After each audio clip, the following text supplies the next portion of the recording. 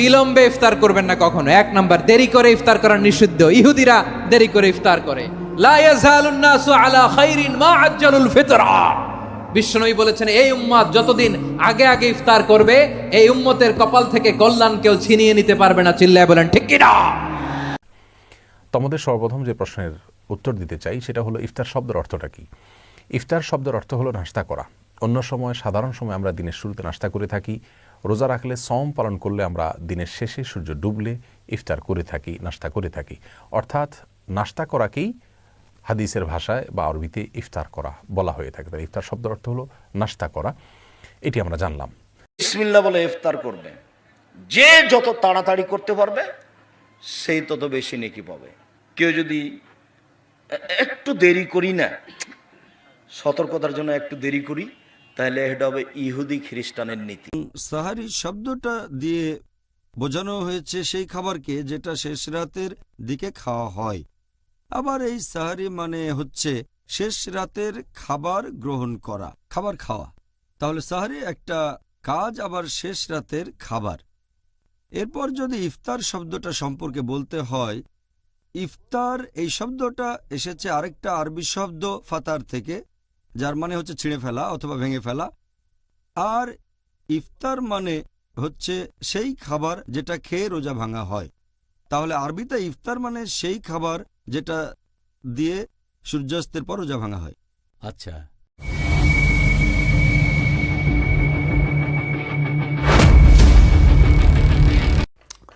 হাকিকতে সিয়াম ও ইফতার কাকে বলে এবং কি? নিজের নফসের সঙ্গে খান্নাসরূপী শয়তানটিকে বর্জন করার নামটিই হলো সিয়াম, আর বর্জনের প্রথম মুহূর্তটিকে বলা হয় ইফতার। ইফতার কাকে বলে? আমি আবার বলতেছি, নিজের নফসের সঙ্গে যে খান্নাসরূপী শয়তানটিকে বর্জন করার নামটি হলো সিয়াম।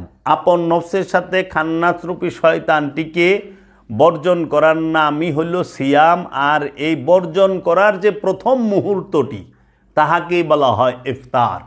তাহলে মেজাজি ইফতার কি আর হাকিকি ইফতার কি? আপনি দেখেন, রোজার মধ্যে আমরা মেজাজি অনুষ্ঠানে সেহেরি আগে, ইফতার পরে, কিন্তু হাকিকত হলো ইফতার আগে, তারপরে সেহেরি।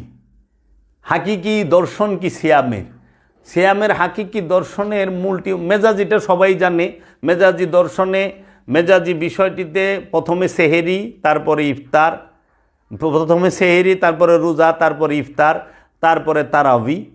হ্যাঁ, তারপরে আমরা দেখি যে জাকাত দেয়, তারপরে কদর হয়, তারপরে ঈদ হয়। আর হাকিকতে হইল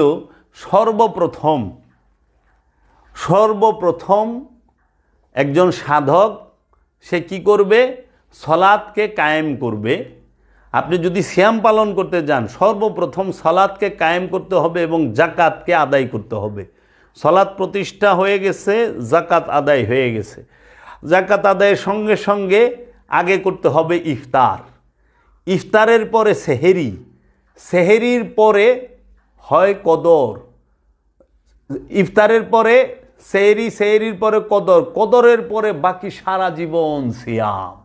আমি এখন একটা একটা কইরা এর হাকিকি বিষয়টা আপনাদের সামনে বলুম।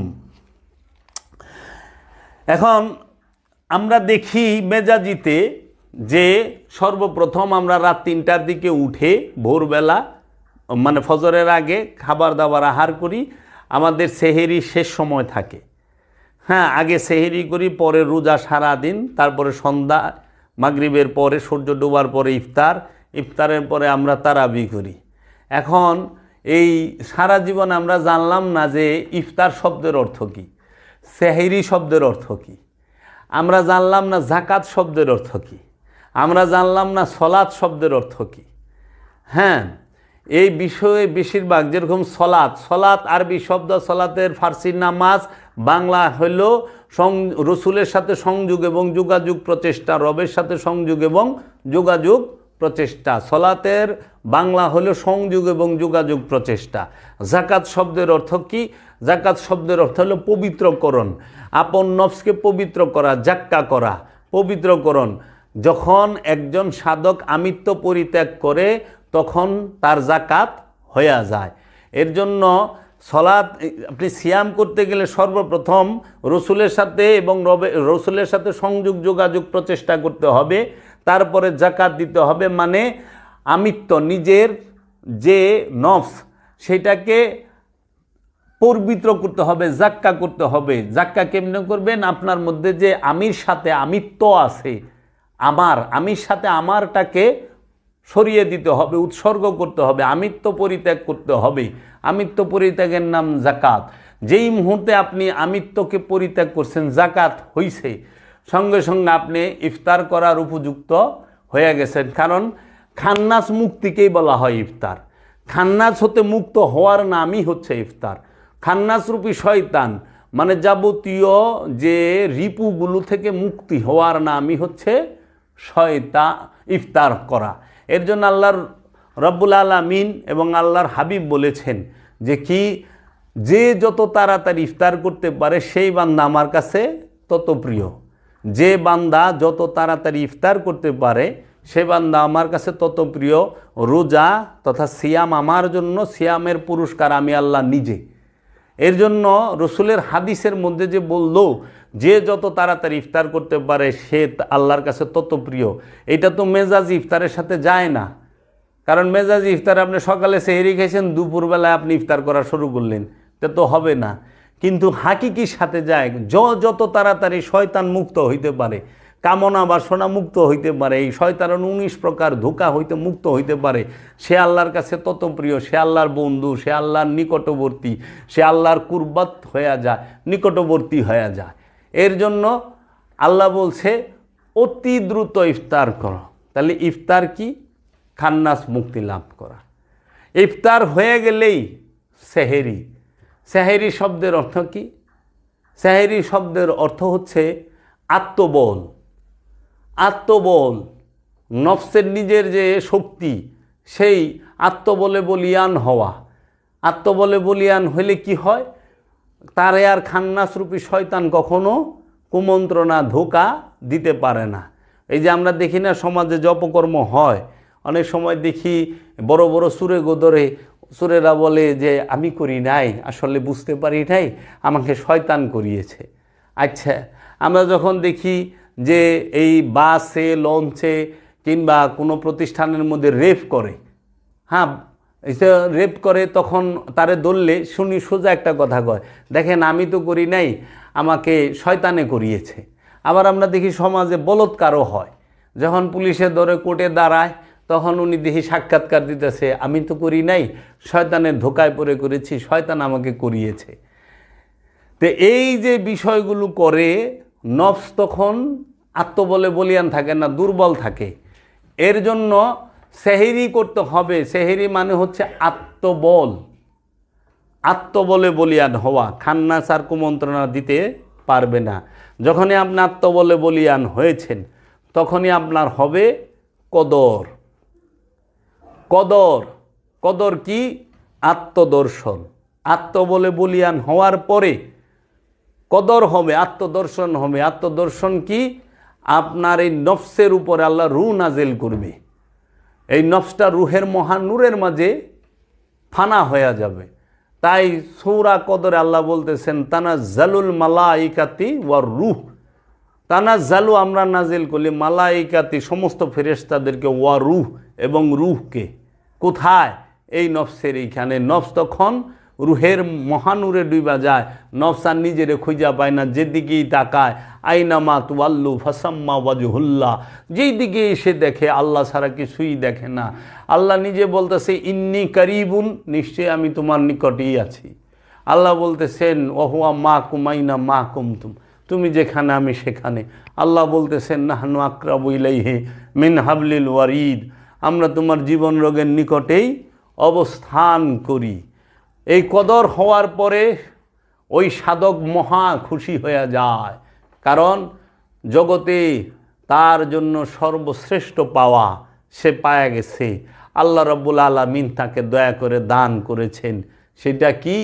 তার আত্মপরিচয় হয়েছে, তার রবের দিদার হয়েছে, তার রসুলের দিদার হয়েছে। তিনি রসুলের উপরে পরিপূর্ণ ঈমান এনে ফেলেছে, রবের উপর পরিপূর্ণ ঈমান এনে ফেলেছে, সে মুমিনে পরিণত হয়ে গেছে, তখন সে মহা খুশি। আর এই খুশিকেই বলা হয় ঈদ, ঈদ মুবারক। এই ঈদ মুবারক, এর জন্য সিয়াম হচ্ছে আত্মসংযমের জন্য, আত্মসংযমের মাস। আমরা যেন পেট সংযমের মধ্যেই সীমিত না থাকি, দেহ সংযমের মধ্যেই সীমাবদ্ধ হয়ে না থাকি। আমরা দেহ সংযম করতেছি, পেট সংযম করতেছি, আমরা কিন্তু রিপুকে দমন করতে পারতেছি না। আমরা লোভ লালসা হিংসা কামনা বাসনা থেকে বিরত থাকতে পারতেছি না।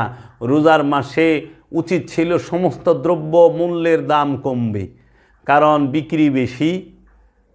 এখন উল্টা হয়ে গেছে, সব জিনিসের দাম এমনভাবে বাড়ায় দিছে, উত্তর সোজা। এক কথায় কয়, সংক্ষিপ্ত প্রশ্নের সঠিক উত্তর কি? চাহিদা বেশি, এজন্য দাম বৃদ্ধি হয়েছে। ও তাই নাকি? তাহলে আমিও আহ্বান জানাবো, আমরা যেন একটুই থাকি, বিরত থাকি। সেদিন তরমুজ কিনতে গেলাম, 800 টাকা তরমুজের দাম চায়। 11 মাস তরমুজ খাই নেই, তাতে কী হয়েছে? এই 1 মাসও খাইলাম না, বাসুম না? বাসুম তো, বন্ধ করে দেন না, একটু রাখেন শিক্ষা দেবার জন্য, চিরতরে না, শিক্ষা দেবার জন্য মজুত করে।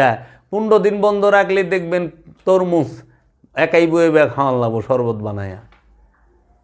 একটু সংযম হন, একটু কষ্ট করেন, শিক্ষা দেওয়া যাবে মজুত কারিগর। তো কাজেই আমরা যেন সিয়ামের মূল দর্শনটিকে নিজের জীবনে ফুটিয়ে তুলতে পারি।